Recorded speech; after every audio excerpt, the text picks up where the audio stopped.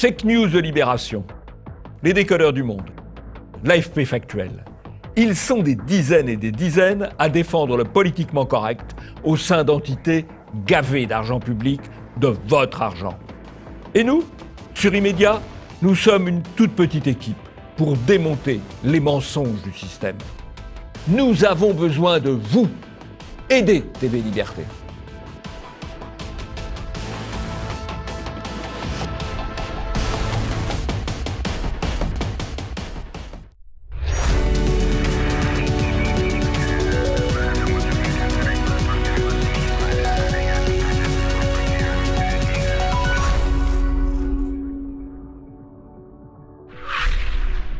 Bonjour à tous et bienvenue dans ce nouvel Immédiat. Avec moi pour commenter l'actualité médiatique de la semaine, Jean-Yves Le Gallou. Bonjour Jean-Yves. Bonjour Nicolas. Incendie chez Richard Ferrand et antisémitisme, le matraquage de la semaine. Le matraquage médiatique est une manipulation classique. Cette semaine, deux exemples clairs, le prétendu incendie criminel chez Richard Ferrand et la montée de l'antisémitisme. Profanation d'église et attaque de la nouvelle librairie, les infos fantômes de la semaine. Occulter des événements qui contreviendraient au politiquement correct est une spécialité des médias. Au menu de cette semaine, refus de parler des profanations d'église et de l'attaque de la nouvelle librairie par l'extrême gauche. Docteur bien-pensant et Mister Ligue du LOL. Des journalistes des rédactions les plus bien-pensantes de France étaient en fait des adeptes de l'humour vulgaire et du harcèlement de femmes sur les réseaux sociaux.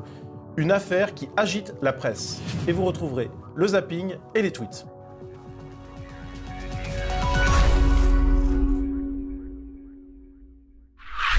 Le matraquage médiatique a commencé cette semaine avec l'incendie chez Richard Ferrand. Tout a commencé avec un tweet du président de l'Assemblée nationale. Rien ne justifie les intimidations, rien ne justifie les violences et les dégradations. Un tweet qui renvoyait vers le communiqué de presse, qui a été donc largement relayé par les médias. Tous les médias en ont parlé, tous les plateaux de télévision, etc. C'était l'union sacrée face à un acte gravissime, selon les commentateurs. Alors, tous les médias en ont parlé, Valeurs Actuelles, l'Obs, qui titre « Tentative d'incendie au domicile de Richard Ferrand » et d'autres médias. Et ce qui est intéressant, eh bien, c'est que les Gilets jaunes ont, au début de l'affaire, été mêlés à cette tentative d'incendie.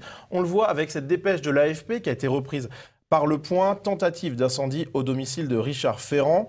Avec plusieurs mentions tout au long de l'article des Gilets jaunes, notamment il n'y a pas de tag qui permettrait de mettre en lien avec les Gilets jaunes, comme le déclarait le procureur, mais malgré tout, le nom est cité.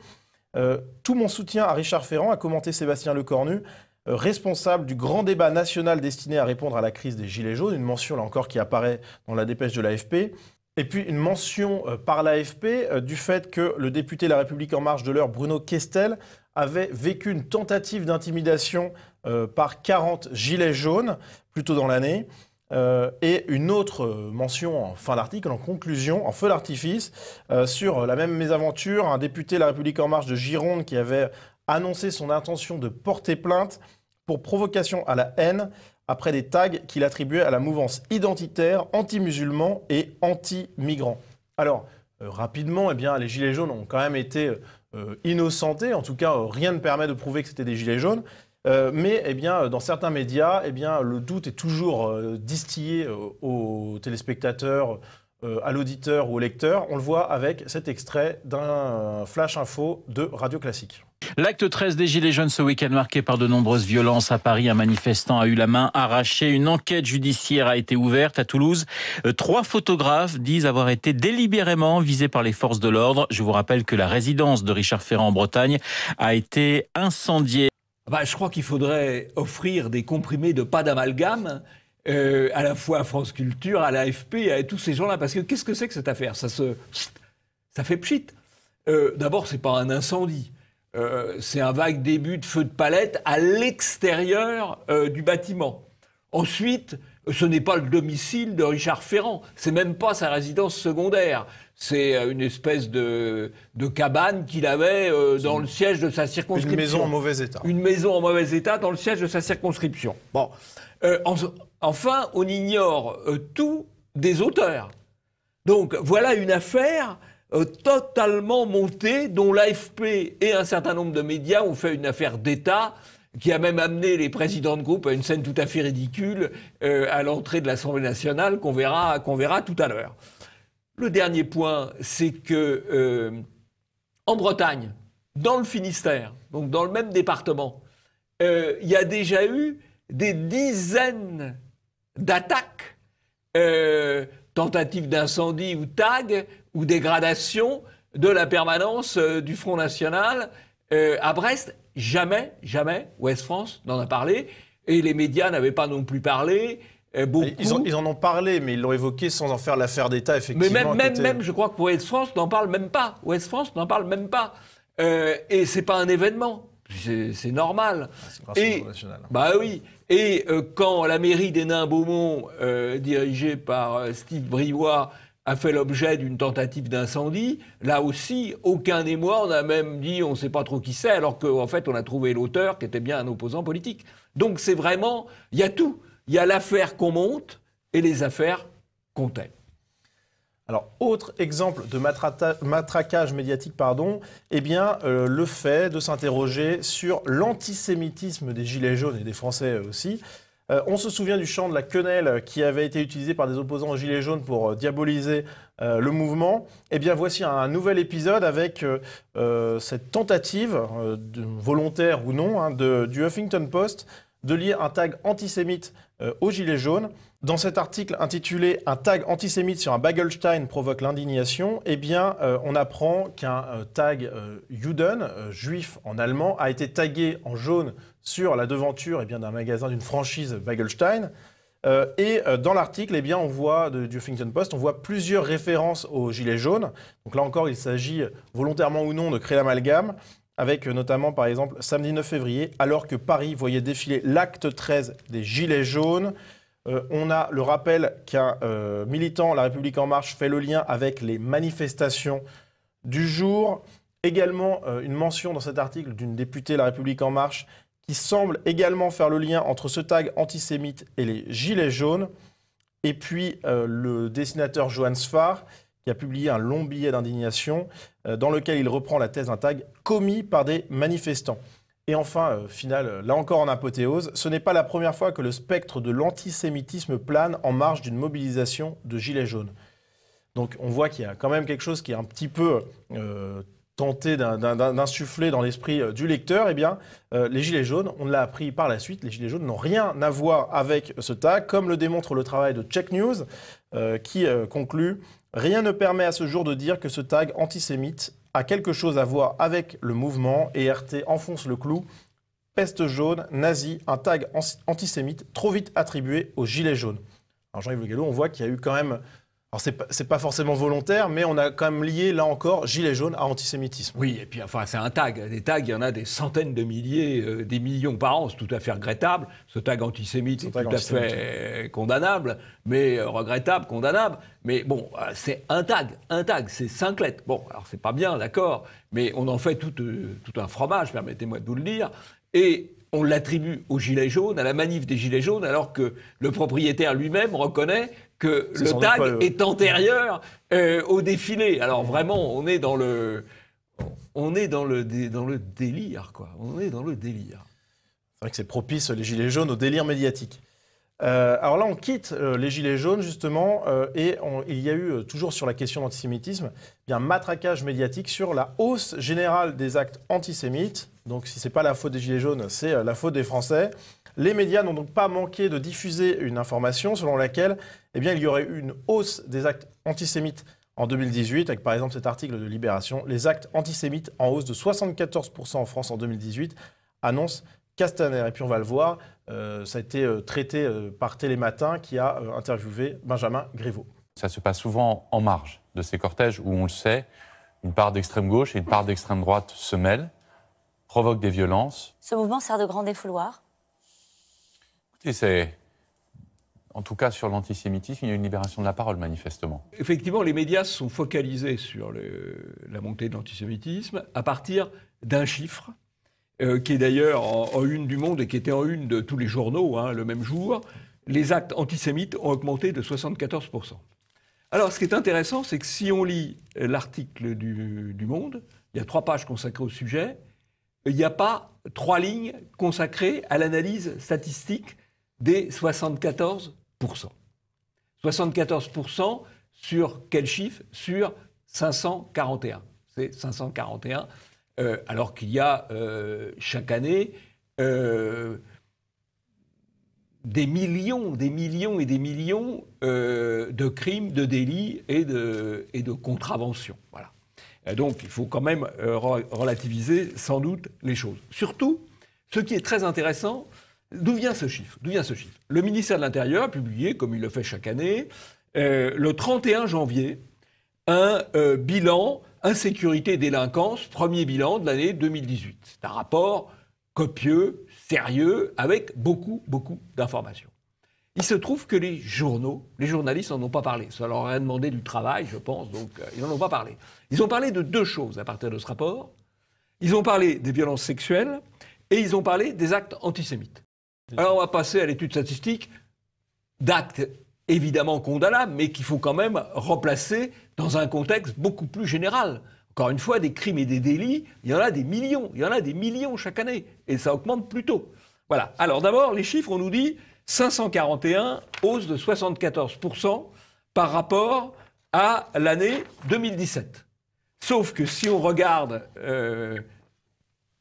l'évolution au cours du temps, ça monte et ça descend, et c'est peut-être 74% de plus qu'en 2017, mais c'est 33% de moins qu'en 2015, et c'est 40% de moins qu'en 2014. Donc il faut quand même replacer les choses dans le contexte. Deuxième élément, c'est 541 faits. Dans ces 541 faits, il y a un homicide. C'est celui, je crois, de Mme Knoll. C'est évidemment quelque chose de particulièrement condamnable. Mais sauf qu'il y a 842 homicides en 2018 en France. 1 sur 842, c'est condamnable encore une fois, mais c'est 1 sur 842. Ensuite, il y a 80 violences de divers niveaux. 80 violences à personne. Violences à personne, là encore une fois, c'est tout à fait condamnable, mais des violences à personne, d'après les statistiques du ministère de l'Intérieur, que les médias, les journalistes n'étudient pas, en 2018, c'est 330 000. C'est quelque chose qui a beaucoup progressé au cours des 20 dernières années. Beaucoup progressé. 80 sur 330 000, c'est 1 sur 4 000. C'est 1 de trop, c'est vrai. Ensuite, il y a les atteintes aux biens. 102 atteintes aux biens. 102 atteintes aux biens, c'est des dégradations, c'est des tags. Bon, tout ça, c'est tout à fait condamnable, encore une fois. Mais quand on regarde l'ensemble des atteintes aux biens dans les statistiques du ministère de l'Intérieur, on en trouve 607 000. 607 000. Donc ça fait 1 sur 6 000. C'est condamnable, mais c'est 1 sur 6 000. Et puis, il reste 345 menaces verbales. Alors là, les menaces verbales, les gens déposent les plaintes ou déposent pas les plaintes. C'est assez aléatoire. Encore une fois, c'est condamnable. Mais enfin, il faut quand même relativiser les choses, les remettre dans leur contexte. Ce que n'ont pas fait donc les médias traditionnels. Non, parce que si vous voulez, les médias traditionnels, ils fonctionnent selon la règle des 2 P. Des 2 P. Paresse, panurgisme. Paresse, un rapport de 180 pages, s'il faut l'étudier, s'il faut le traiter, ça demande du boulot, ça sera difficile parce que la réalité, elle est toujours complexe, donc ça ne sera pas vendeur. Ça demande du boulot, ça ne sera pas vendeur. Tandis que, première règle, paresse. Deuxième règle, panurgisme. On a un communiqué du ministre de l'Intérieur qui est vendeur, on le reprend, les autres le reprennent. Parfait. Alors, ce qui est intéressant aussi dans ce traitement médiatique, c'est de voir que les médias ont retransmis la parole, ont interviewé Frédéric Pottier, qui est donc le président de la DILCRA, et que pour lui, même s'il mentionne le risque islamique, il parle de la résurgence d'une extrême droite identitaire, violente et virulente. Et Gilles William Goldnadel, sur Twitter, lui répond « Votre strabisme m'inquiète. Vous semblez oublier qu'Ilan et Sarah Halimi, Mireille Knoll et tous ceux de l'hypercachère ne sont pas morts de l'extrême droite. Vous citez à juste titre l'ultra-droite, mais quid de l'extrême gauche violente Antifa, Black Bloc, antisioniste ?» Oui, alors là, on ne peut qu'approuver ce qu'a dit Gilles William Goldnadel. D'abord, dans ces statistiques, elles ne sont pas localisées.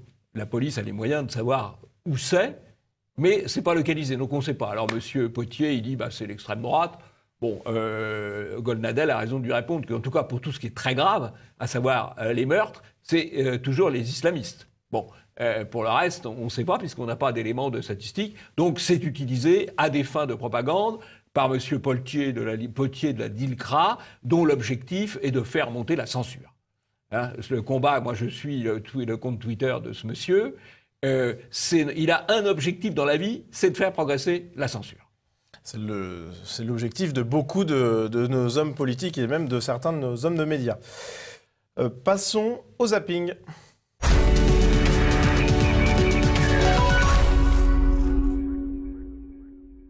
Vous qui avez la peau claire, et maintenant que le monde se chauffe, il y a plus de ultraviolet rays, ça fait des cancers.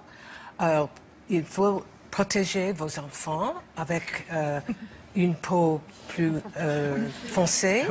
Alors, faites l'amour. Mais quand il dit que c'est difficile d'être gay en banlieue, il a raison. Oui, c'est difficile. C'est mal vu en banlieue. Voilà, un gay, c'est toujours mal vu. On va pas vous mentir. Ceux qui sont maghrébins et qui sont homosexuels, c'est mal vu. Pourquoi c'est pas logique pour nous? Des codes culturels nourris en partie, d'après ces jeunes, par la religion. En fait, il y a deux sortes d'islamistes. Il y a les islamistes pressés et puis les islamistes qui sont beaucoup plus patients. Les islamistes pressés, ce sont les djihadistes, c'est l'État islamique. Eux, ils veulent imposer la charia par la violence. Et puis, il y a les islamistes beaucoup plus patients. Eux, ce sont les frères musulmans. On est d'accord? Les frères musulmans, ils ne veulent pas la violence. Eux, ils veulent la charia, mais par la démographie, par les urnes, par le combat électoral ou par le combat culturel ou métapolitique. Ce mouvement des Gilets jaunes, on le constate depuis des semaines, il intéresse tous les mouvements extrémistes qui voient là une opportunité de déstabiliser les institutions. Et c'est avant tout, vous allez le voir, l'extrême droite qui tente d'imposer son idéologie. Nous revenons sur ce qui s'est passé samedi à Paris, les manifestations de Gilets jaunes. Il s'appelle Thomas, il a 25 ans, c'est un casseur. Mathieu Rouault, il a été interpellé samedi à Paris. Il a passé sa journée à vandaliser tout ce qui se trouvait sur son passage. Ça démarre à 14h, boulevard Saint-Michel. Thomas porte un masque, des lunettes de protection, un sac à dos duquel il sort un marteau. Première cible, une vitrine d'agence bancaire complètement défoncée. En 4 heures de temps, Thomas aura fait des dizaines de milliers d'euros de dégâts. Certains souhaitent aller en découdre pour provoquer une émeute qui serait le signe avant-coureur d'une révolte bien plus grande. Et de l'autre côté, d'autres militants en train de leur expliquer non, ce n'est pas le moment d'aller à l'affrontement avec les forces de l'ordre pour avoir la respectabilité la plus grande possible pour arriver au pouvoir par les urnes. Une image tout à fait symbolique à l'écran, celle du président de l'Assemblée nationale qui se trouve juste à l'écran, au milieu des 8 présidents de chaque groupe parlementaire. Voilà, une image tout à fait symbolique et inédite qui permet à tous ces présidents de groupe d'afficher leur soutien au président de l'Assemblée nationale. Ces ultranationalistes parmi les Gilets jaunes ne seraient que 200, mais ils ont pourtant déjà réussi à faire passer un certain nombre de leurs idées. D'accord, mais il y a quand même 64% des Français qui soutiennent ce mouvement. Et j'ai l'impression qu'autour de la table, je suis le seul à soutenir ce mouvement et que vous êtes 4 à être d'accord pour dire que les Gilets jaunes sont des violents, que les Gilets jaunes sont des antisémites, que les Gilets jaunes sont des racistes. Donc au bout d'un moment aussi, il faut comprendre aussi pourquoi il y a une critique qui est faite du système médiatique de notre pays. C'est que les gens, quand ils regardent la télé et quand ils regardent une émission comme celle-ci, ils n'ont pas l'impression d'être dignement représentés. Quand il est là, Romain, on sait que c'est grave. Voilà, il est fou ce Romain, mais alors, donc il défend Macron, c'est quand même assez drôle. Je veux dire, le mec, il a été trotskiste contre le culte de la personnalité de Staline et il défend le petit autocrate Macron. Voilà ce qu'il fait. Bah, au final, c'est un peu comme une pièce de théâtre, un peu au final. C'est déjà tout prévu à l'avance. Bah, le président, c'est déjà nos questions qu'on va poser, à quel moment, tout ça, c'est déjà tout millimétré. Ça, je savais pas. Tout ce mélange des revendications qu'il peut y avoir là actuellement, des gilets jaunes, de n'importe qui, n'importe quoi, c'est du grand n'importe quoi. On s'écoute plus, on n'est plus dans le... On est compte que Macron donne 10 milliards d'euros, enfin le gouvernement donne 10 milliards d'euros. C'est pas rien, 10 milliards d'euros. Moi, depuis le début, ils me font chier les gilets jaunes. Beaucoup de choses intéressantes, comme d'habitude, Nicolas, dans Zapping. Alors moi je retiens le témoignage de ce lycéen ou de cet étudiant chaudronnier, un vrai métier. Manuel, traditionnel, et qu'on a sélectionné. Il a une bonne tête d'ailleurs pour interviewer le président de la République et qui raconte qu'en fait, lui, il croyait que c'était quelque chose, un vrai débat. Ben non, il reconnaît que c'est du théâtre. Voilà. Faut pas oublier d'ailleurs que le début de la carrière de Macron, c'est quand il faisait du théâtre avec celle qui est devenue Brigitte Macron, oui, Brigitte Trogneux, voilà, son prof, là, voilà. Donc, il est dans le théâtre, en fait. Et quand la presse salue ses performances dans le grand débat, les performances de Macron dans le grand débat, c'est du théâtre, c'est un bon acteur, oui. Tout est millimétré, comme le dit très bien. Tout est millimétré, absolument. Alors, il y a une autre scène qui est millimétrée, mais qui est assez ridicule. C'est l'entrée solennelle de tous les présidents de groupe dans l'Assemblée nationale pour réparer, pardon de le dire, mais le sous-feu de palette qui a atteint la 4e ou 5e résidence secondaire, tertiaire ou quaternaire de M. Ferrand. Franchement, je ne sais pas s'ils mesurent les dégâts qu'ils font à la fonction d'élu avec ce genre de cirque, mais enfin, il devrait un petit peu réfléchir. Voilà. Alors, comme les médias sont bien incorrigibles, on continue de nous raconter que c'est l'ultra-droite, l'extrême droite qui perturbe les manifestations de Gilets jaunes, qui est à la cause des violences de Gilets jaunes. On revoit le dénommé Boulouk. Toujours là. Toujours là. Incroyable. Il s'est beaucoup trompé, il est toujours là, mais il est toujours là précisément parce qu'il s'est beaucoup trompé, qu'il l'a beaucoup trompé. Il est là pour tromper. Et donc, plus il trompe, plus il est invité. Il a bien compris le système. C'est quand même impressionnant. Hein, Alors, ce qui est impressionnant aussi, c'est quand même l'affaire du casseur qui a opéré pendant au moins 4 heures samedi pour l'acte 13 des Gilets jaunes. Et donc, qu'est-ce qu'on apprend quand même dans cette affaire? Et puis, qui brûle une Porsche, bon, ça, c'est pas très grave, qui brûle un véhicule... D'une célébrité médiatique. D'une célébrité médiatique, absolument, de la cuisine, qui brûle un véhicule de Sentinelle, ce qui fait scandale. Alors, qu'est-ce qu'on sait? Et le Canard enchaîné a bien décrit les choses. C'est que le gars, il est suivi, il est connu des services de police, évidemment. Donc, il aurait pu être arrêté préventivement, puisqu'ils l'ont fait pour des tas d'autres gens. Ils auraient peut-être pu le faire pour celui-là. Il est suivi. Il casse. Les policiers disent il faudrait intervenir pour l'interpeller. On dit non, laissez faire. Et, théoriquement, officiellement, parce que les unités étaient occupées ailleurs. Oui, bien entendu. Enfin, personne ne croit cette fable. Donc on le laisse faire pendant 4 heures pour dire, voilà, vous voyez, les Gilets jaunes, tout ce qu'ils ont cassé. Voilà. Et on finit par l'arrêter, et on découvre il n'est pas du tout d'ultra-droite, le gars. C'est un antifa, un bon antifa, Thomas l'antifa. Voilà. Mais les médias continuent de raconter que c'est l'ultra-droite, c'est l'extrême droite, etc. Voilà. On est vraiment dans le bobard permanent. Voilà.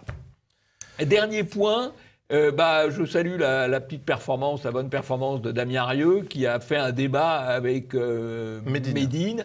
Il ne s'est pas contenté de s'opposer à ce que Médine joue au Bataclan. Médine... ce qui aurait le rappeur islamiste, joue au Bataclan. Djihad, l'homme de Djihad, il a fait un débat avec lui, tout à fait bien fait. Voilà.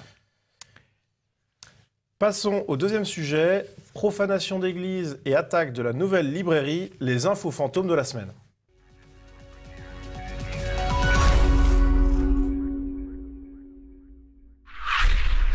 Alors, les infos fantômes de la semaine, voilà un titre qui interroge, Jean-Yves. Qu'est-ce qu'une info fantôme? Une info fantôme, c'est une info occultée. C'est une info dont on ne parle pas. Vivien Hoche, qui a fait un excellent article dans Polémia sur le sujet, appelle ça les Ghost News. Moi, j'ai traduit info fantôme parce que... C'est l'admiration pour l'Amérique de Trump. Voilà. Peut-être qu'il l'aveugle. Peut-être. Voilà. Vivien Hoche, d'ailleurs, sera là dans le jury des Bobardors. Donc, nos amis internautes pourront le retrouver au Théâtre du Gymnase le 18 février prochain. Et au fond, l'info fantôme, c'est le plus grand des bobards, puisque c'est la négation de l'existence d'une information. Et je crois que c'est un sujet qu'il faut traiter. Difficile à traiter.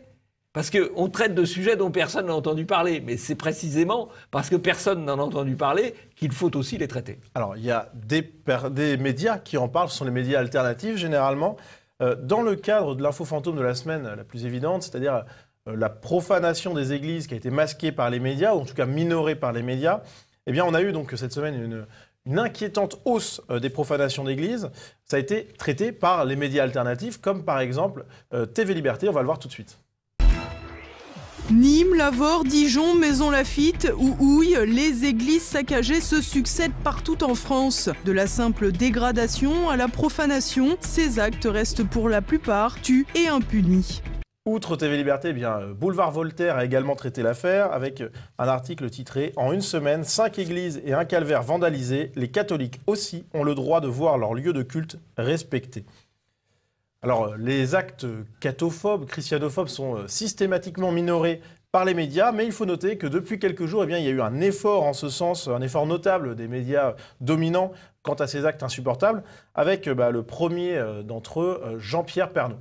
Cette inscription est une ignominie, dénonce le ministre de l'Intérieur et de nombreux responsables politiques. En même temps, on apprend que plusieurs églises catholiques ont été profanées.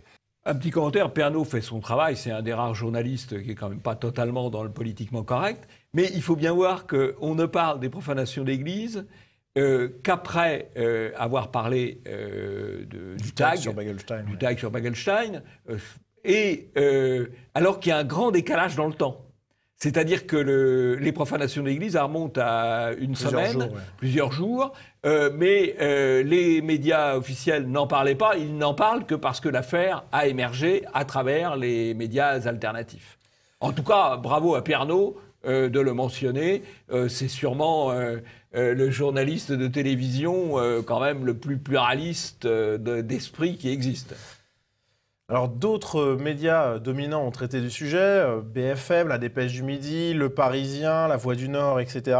Et on note un article assez éclairant du Figaro intitulé « Les églises, cible d'une série de profanations », dans lequel eh bien, on apprend que l'Église catholique et les églises chrétiennes détiennent le record d'atteinte aux lieux de culte, 878 sur les 978 actes recensés, soit une moyenne de 2 par jour. Et on apprend bien que l'Église veut éviter les effets de surenchère en s'en tenant à une relative discrétion, même si cela ne plaît pas forcément à tous, comme par exemple Monseigneur Bernard Ginoux, qui s'inquiète du peu de réaction sur un plan national. Alors on voit, Jean-Yves, qu'il y a un traitement médiatique là qui est un peu en train de prendre, mais qui globalement, c'est systématique. Ces actes christianophobes sont minorés en fait. Ah, vous voyez, mais c'est des actes quand même, bon, il y a peut-être aussi là aussi quelques tags, mais il y a surtout beaucoup de dégradation. Dégradation de statues, dégradation de calvaires, donc d'œuvres d'art quand même, destruction d'œuvres d'art, et puis profanation au sens religieux du terme quand les vandales s'en prennent au tabernacle, par exemple. Voilà. Donc c'est quand même des actes graves, 2 par jour, mais dont on parle pratiquement jamais, et dont là on a parlé un peu dans les médias, pas beaucoup, c'est pas quand même le grand tambour, mais on en a parlé parce que les médias alternatifs les ont obligés à en parler. Voilà. C'est pour ça qu'il y a une utilité fondamentale des médias alternatifs, c'est la seule soupape de vérité et de diversité dans le paysage médiatique. Effectivement, on voit qu'il y a une mobilisation des médias, des journalistes alternatifs. On va le voir tout de suite avec Charlotte Dornelas sur BFM TV. C'est un autre vandalisme dont on parle peu, celui qui touche les églises et les nombreuses profanations. Il y en a eu énormément cette semaine à Nîmes, Lavore, Houille et Dijon. Voilà, des gens qui rentrent dans les églises, qui brûlent, qui profanent notamment le tabernacle. Et donc voilà, je trouve ça très inquiétant. Assez inquiétant. Outre cette occultation des profanations d'églises, cette semaine, on a également eu l'attaque de la nouvelle librairie par les Antifas lors de l'acte 13 des Gilets jaunes. Alors, Valeurs Actuelles en a parlé. Violente attaque de la nouvelle librairie par l'ultra-gauche. TV Liberté également sur son site. La nouvelle librairie attaquée par des Antifas. Russia Today également. La nouvelle librairie prise pour cible par des individus masqués lors de l'acte 13. Parivox, le livre Nouvel ennemi numéro 1 des Antifas. Causeur qui interviewe François Bousquet. Des Gilets jaunes ont défendu la nouvelle librairie contre les Antifas. Ou encore Braise Info, la nouvelle librairie attaquée par une centaine de militants d'extrême gauche. Alors ce qui est intéressant, c'est que outre ces médias alternatifs, personne n'en a parlé. Donc c'est pour ça qu'on met tous les médias alternatifs dans leur ensemble qui ont évoqué le sujet, mais aucun média traditionnel n'a parlé de cette attaque. Ce qui est quand même assez étonnant. Par Valeurs Actuelles, qui est quand même un média traditionnel, même s'il développe des thèses un petit peu différentes. Voilà, je pense il y a une petite nuance, effectivement. Ouais, Valeurs Actuelles, il est à la charnière un petit peu de l'alternatif et du média traditionnel. Bon, c'est bien d'en avoir parlé. Alors ça, c'est la ghost news à l'état pur. Hein. Complètement. Hein, l'info fantôme à l'état pur, on n'en parle pas. Alors que l'attaque d'une librairie, c'est très symbolique, le livre. Hein, il y a une fiction, Fahrenheit 451, où un pouvoir totalitaire brûle les livres. Et bien là... Et c'est exactement ce que dit François Bousquet à Boulevard Voltaire, encore un média alternatif qui donne la parole. Imaginez les réactions si l'ultra-droite avait caillassé et saccagé une librairie. Là, rien. Donc c'est vrai qu'il y a un deux poids, deux mesures qui est assez étonnant. Double standard absolu. Et on a également même des personnalités du camp du bien, comme par exemple Erwan Le Moredek, qui, dans un tweet... déclare « S'il s'agit de la nouvelle librairie, le fait qu'elle soit d'extrême droite et héberge notamment des auteurs collaborationnistes n'est peut-être pas étranger à la vindicte. » Donc on a une personnalité du camp du bien qui semble presque donner un blanc-seing aux antifas. Quoi. Oui, alors précisons les choses par rapport à ce que dit M. Cause-Toujours. La nouvelle librairie, elle a un étage, l'étage du bas, qui est un étage pour les nouveautés. Donc il n'y a pas d'auteurs collaborationnistes dans les nouveautés. Et puis il y a un étage... l'étage du haut, qui est un étage d'occasion. Et dans les occasions, dans toutes les librairies d'occasion, on trouve beaucoup de livres, notamment de Brasillac, qui a été fusillé en 1945, comme journaliste d'ailleurs. Il a été fusillé comme journaliste, mais qui est un écrivain qui a été beaucoup réédité dans les années 50, dans les années 60, dans les années 70 et dans les années 80, qui a été réédité au livre de poche. Donc, on le rééditait non pas en raison de ses écrits de journaliste, mais tout simplement en raison de son travail de romancier. Et donc, il y a eu énormément de livres, des centaines de milliers de livres qui ont été édités et qu'on retrouve maintenant dans toutes les librairies d'occasion. Alors, on les retrouve, c'est vrai, à la nouvelle librairie, mais on les trouve aussi chez Gibert, on les trouve sur les quais, etc. Alors, il va falloir brûler tout ça, sans doute. C'est peut-être ce que souhaitent les progressistes, les gens du camp du bien. Oui, brûler des livres, c'est formidable, ça. Passons au tweet.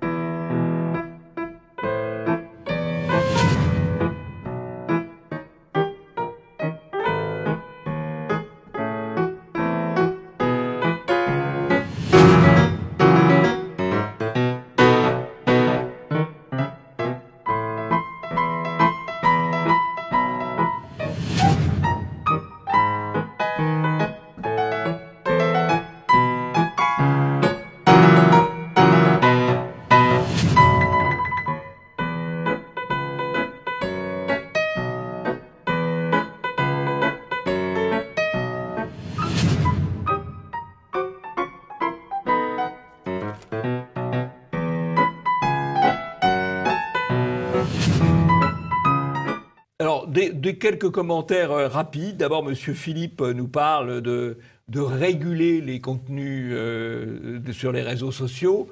Régulier, ça veut dire censurer. Et évidemment, toute la campagne qu'on a vue sur l'incendie de Ferrand, de la maison de Ferrand, enfin l'incendie de Palette, l'antisémitisme, tout ça, ça rentre dans un plan général qui est un plan partagé par les médias et par le pouvoir, qui vise à renforcer la censure sur les réseaux sociaux.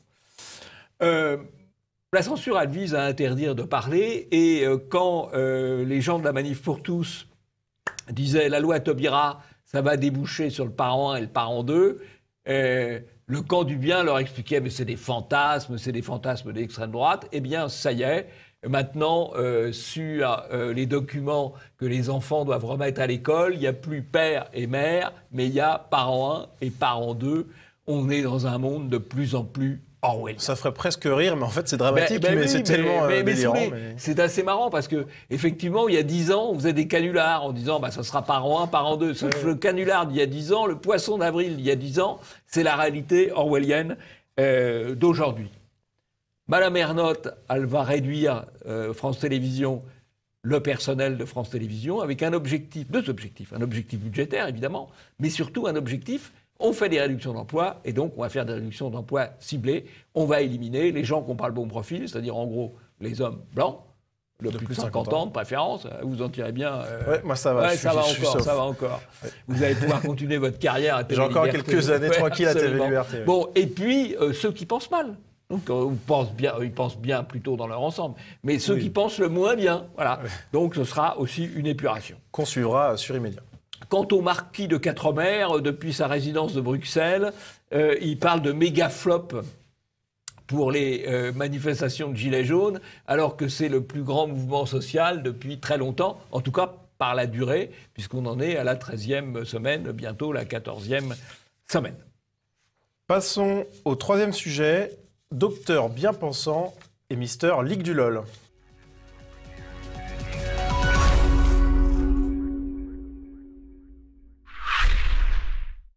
Voilà un sujet qui a agité tout le petit milieu politico-médiatique parisien ces derniers jours, l'affaire de la Ligue du LOL. C'est une histoire hallucinante révélée par Libération vendredi qui secoue tout le monde des médias. Tout ça est remonté à la surface, c'est le grand déballage avec des dizaines de témoignages derrière le hashtag l'île du LOL. Ça ressemble à un MeToo dans le milieu de la presse.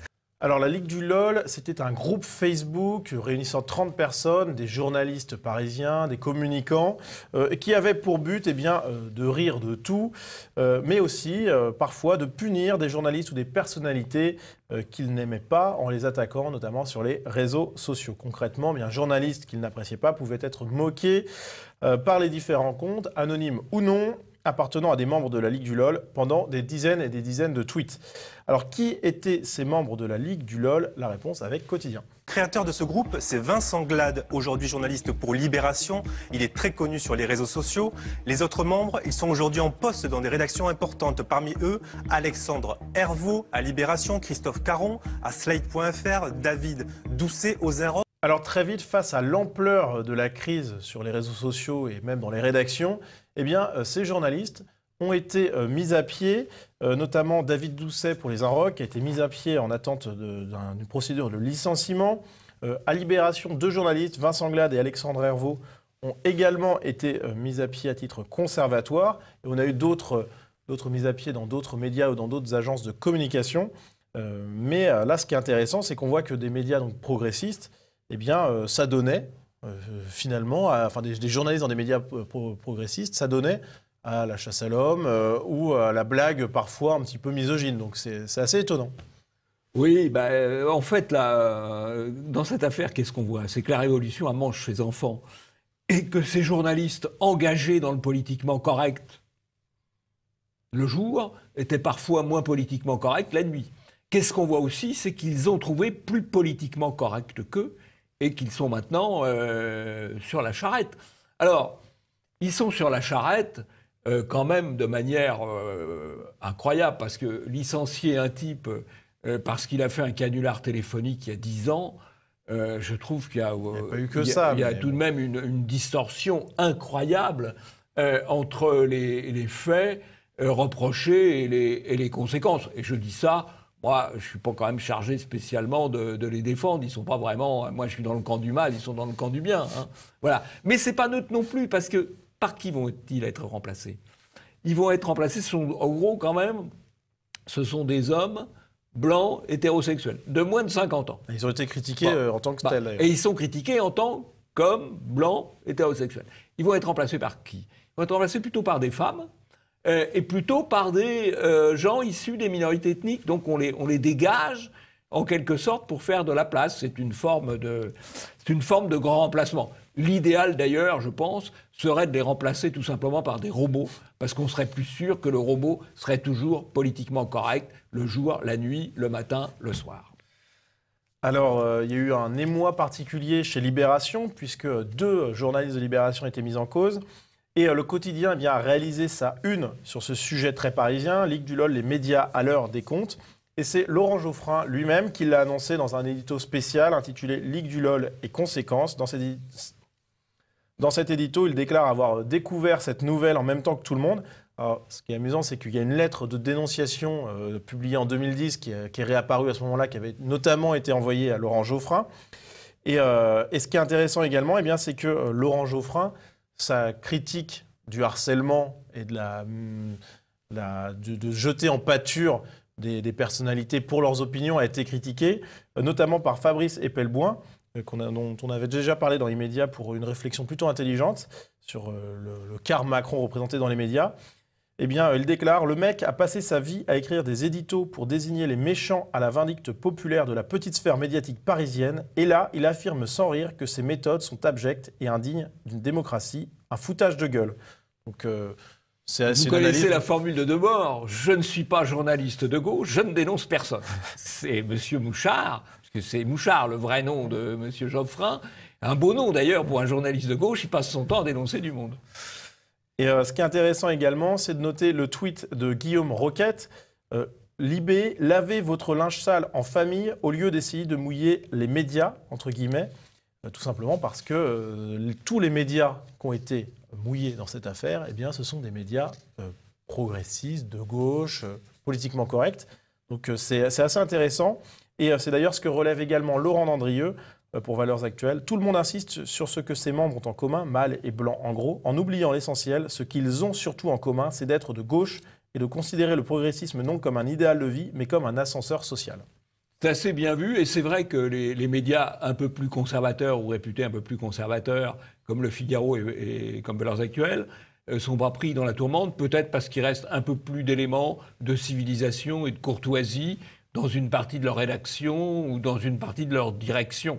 Voilà, et donc au fond, le vieux fond de civilisation conservateur a du bon. Et c'est pour ça qu'à TV Liberté, il n'y a pas de souci de Ligue du LOL. Bon. Pas de souci.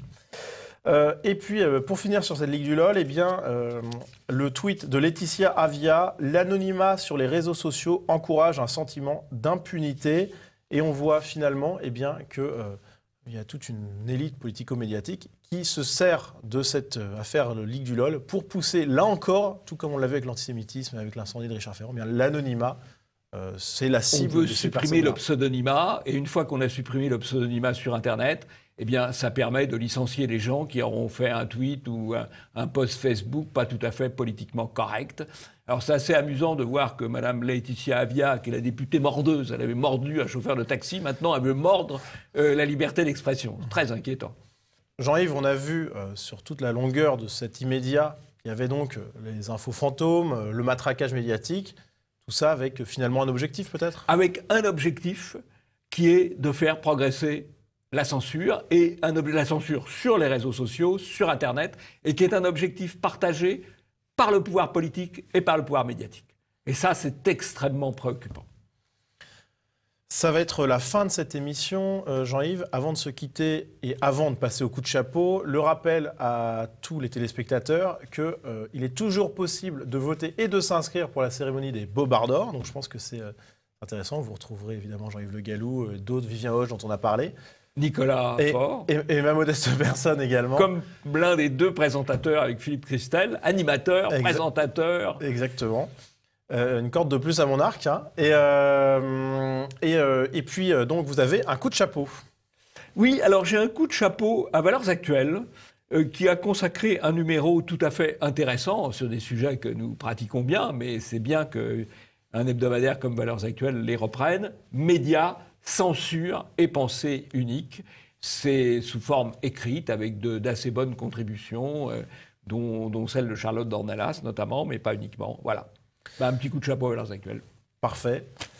C'est la fin de cette émission. N'hésitez pas à nous envoyer à l'adresse mail qui s'affiche sur vos écrans votre veille médiatique et vos impressions sur cette émission. Et puis Jean-Yves, à la semaine prochaine.